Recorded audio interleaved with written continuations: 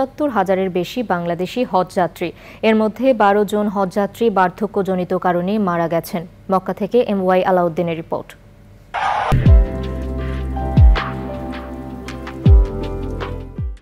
ধরপাকড়। বাংলাদেশি সহ বিভিন্ন দেশের কয়েক হাজার অবৈধ অভিবাসীকে গ্রেপ্তার করা হয়েছে।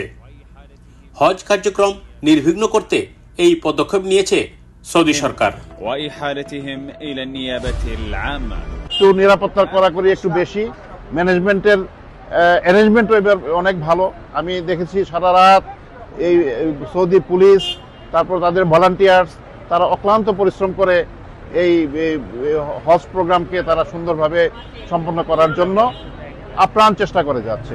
5 দিনের যে কার্যক্রম অর্থাৎ মিনা, মুজদালিফা, আরাফা, ওইসব জায়গায় যে বিভিন্ন অনেকে বলে থাকে কষ্টকর, কিন্তু আশা করি ইনশাল্লাহ এই কষ্টটুকু হবে না। কারণ প্রতি বছরই আমাদের লাখ লাখ ধর্মপ্রাণ মুসলিম ভাই বোনেরা হজ পালন করে থাকেন এবং সুষ্ঠুভাবে পালন করে থাকেন।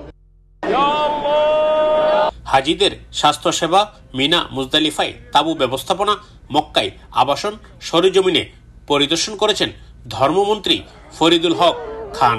মাননীয় প্রধানমন্ত্রীর নির্দেশনার আলোকে আমরা ইতিমধ্যে দেখতে পেলাম যে আমাদের পবিত্র হজের উদ্দেশ্যে আল্লাহর মেহমান যারা এসেছেন তাদের সাথে কথা বলেছি। সবাই ইনশাল্লাহ সুন্দরভাবে আমাদেরকে বলেছে না, অতীতের চাইতে অনেক গুণে আমাদের হেলথ ডিপার্টমেন্টের যে কাজ সেটা অত্যন্ত সন্তোষজনক। আর মাত্র কয়েকদিন পরেই হজের মূল অংশ হিসাবে বিশ্বের বিভিন্ন প্রান্ত থেকে আগত 20 লাখের অধিক ধর্মপ্রাণ মুসলমান এই মিনা ময়দানে অবস্থান করবেন। এখানে তারা 3 দিন ইবাদত বন্দেগীর মাধ্যমে অতিবাহিত করবেন। এরপরে হজের মূল কার্যক্রমে অংশ নেওয়ার জন্য আরাফা ময়দানে রওনা দিবেন এসব হাজিরা। পবিত্র মিনা ময়দান থেকে MY আলাউদ্দিন, চ্যানেল আই।